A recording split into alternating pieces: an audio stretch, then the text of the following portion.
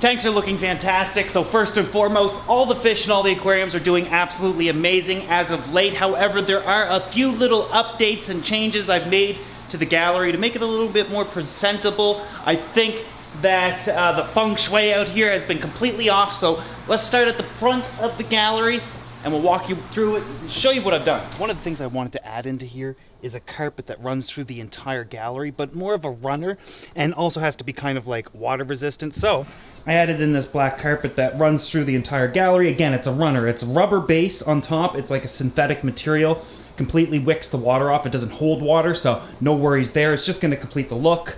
And then this actually runs through the entire gallery this way. These are just shadows, and goes that way. I know it's a very basic thing to add, and who gets excited about carpet, but I definitely feel as though it kind of completes it and just adds to the overall aesthetics. Now, at the front of the gallery, you guys will remember we had the 375 and Frank's tank. So basically finished it off, wrapped it. I told you guys this was going to happen. This is interesting on how I did this. As you can see, the 375's up top, the Vieja and Clown Loaches all doing fantastic. These guys are putting on some crazy size. We'll update on this tank in full in the future. Then of course Frank's tank down below. Frank, as well as his future little girlfriend. She's crazy. If you guys are following me on Instagram, I've been posting a couple videos, like little short clips, 15, 30 seconds type of thing. Just, you know, making fun of these two. They're just fun to have, and a lot of people don't like them on the bottom, but, you know, when we're filming or doing those updates and videos, you only see this, so it doesn't matter. Frank loves it down there. This is the most trafficked area. He's getting the most attention. Anyways, we're gonna circle back to how I wrap this in a second. It's really cost effective, really simple, and really functional. Just a second. Obviously, the second thing I wanted to do was clean up all the aquariums. So these guys are looking absolutely phenomenal. Water's nice and clear. Everybody's doing fantastic. We'll do an updated video in full. I just gotta bring you guys up to date with what's going on. All the lights now are on a switch that I could turn on and off as I please. I did that for a very specific reason. You see, when I'm making an actual video, I don't always film or want to film at the exact same time every single day. The fan is kind of blowing in my face. I don't want it to mess up my hair. Okay, so when I'm filming, sometimes I film at 2 o'clock in the morning, 8 o'clock in the morning, sometimes in the afternoon, whatever. I can't have the lights on all the time, ready for me to film at any moment. These are not household aquariums where we can put them on timers and have them come on at like 9 o'clock in the morning, off at 5, or whatever your best viewing times are, like the saltwater tank is. That comes on during the times that I know I'm in the house type of deal. But out here, having them on continuously is simply just going to cause a lot of algae issues. And because of the types of lights that I use, they are all run off of Wi-Fi or controllers, and when you have about 20 of them installed, it becomes more and more difficult to turn them on individually and override their schedule. So I decided I'm gonna put them on all the time, yet just put them on switches so I can turn them on and off as I please. And it works out pretty awesome. Now, I'm really excited to film out here because I can film whenever I want. Everything is so simple, and that's one of the things with the filming process is I have to make it as easy, as simple as possible. The more complicated it is, the less, you know, you're gonna wanna kinda do it. I wanna tell the stories and not have to juggle a bunch of things in order to tell them. Okay, while I busted out the black paint for the wrap stand, I also gave the 2000 a new paint job, as well as the 1,000-gallon pond or 1,200-gallon pond.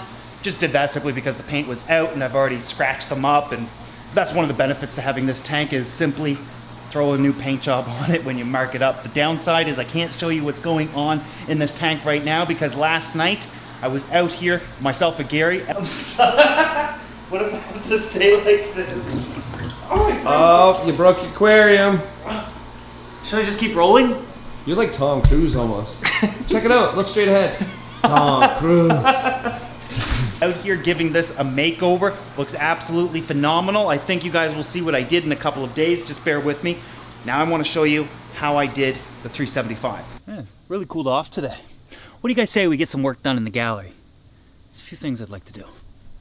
I think this is going to be the center focus of the video and what we're actually going to do, but there are a few other things I'd like to do as well. Don't mind the mess. The 2000, we need to get that work on that. I think I'd like to give it another paint job. I also want to lay carpet down all the way, black carpet. This is all, you know, visual stuff, but I'd like it to, black carpet come in this way. Indoor, outdoor, rated for being wet, of course. Come up this way, go all the way down and off to the side. I think it would look good, but for right now, we need to fix this. So most of you guys are gonna remember the 375-gallon aquarium with, of course, Frank underneath of it. It's just on a 2x6 stand right now, and I had mentioned that I want to wrap it at some point, make it far more presentable, and I think that's what we're gonna do today. I want to make this cheap and easy, and I'm all about accessibility, so I don't want to make the doors too fancy. I just kind of want a black wrap.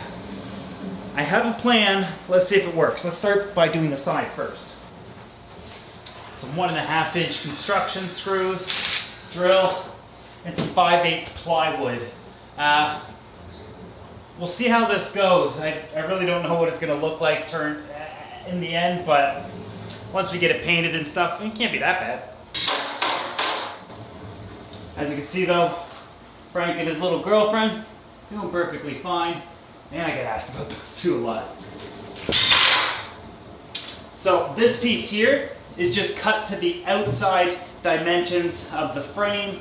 The front, it's important not to cut it too big because we want the plywood here to go overlapping it, so covers it up more. I think we'll build top down here. So everything's nice and tight near the top. It's okay if the bottom's lifted off the floor a bit. I always plan for about 1/2 inch off the floor anyway. The problem is like getting this all cut to size, yet making sure Frank is framed properly. I have access above it, and then we have a door over here. I don't know. I hope this works. One of the things that you can focus on when putting a tank like this together, or a stand like this, or wrapping a stand like this, is don't really focus on the seams. Just make sure everything along the corners is lined up. These are really difficult to fix without, you know, a router or some sort of a belt sander or a sander of some sort. These little cracks here, if you didn't get it cut perfectly, that's some simple wood filler that you put in, sand it down, paint over it. No problem.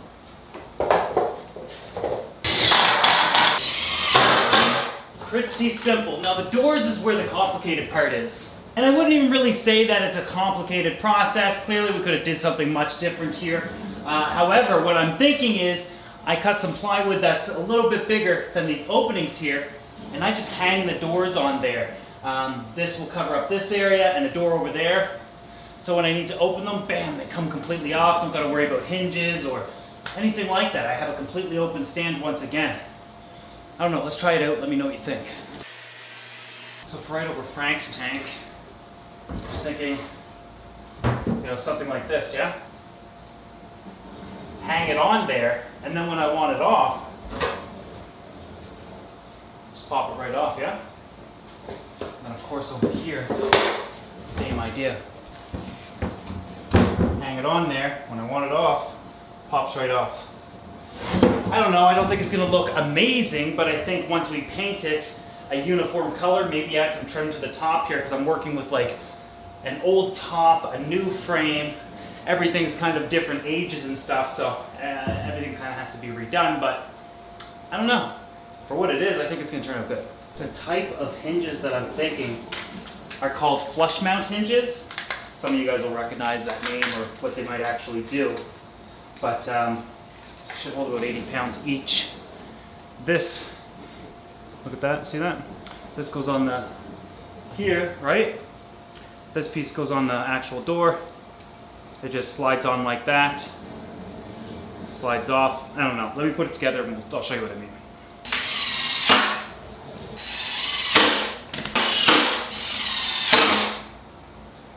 I'm positive there's probably a better way to line these up. I just did it by eye. I put two here, kind of lined it up. See? What? I don't mind that at all. No hinges, no nothing like that. You gotta remove the door to get it completely off. Full access, love it. Perfect. Downside, 5/8 plywood meant for probably 3/4 inch. The screws are protruding a little bit. I have to sand them down. No big deal. Love this. Huh. Not bad. It's supposed to dry darker than this. This almost looks brown. It's called pepper black. I'm not very good with colors.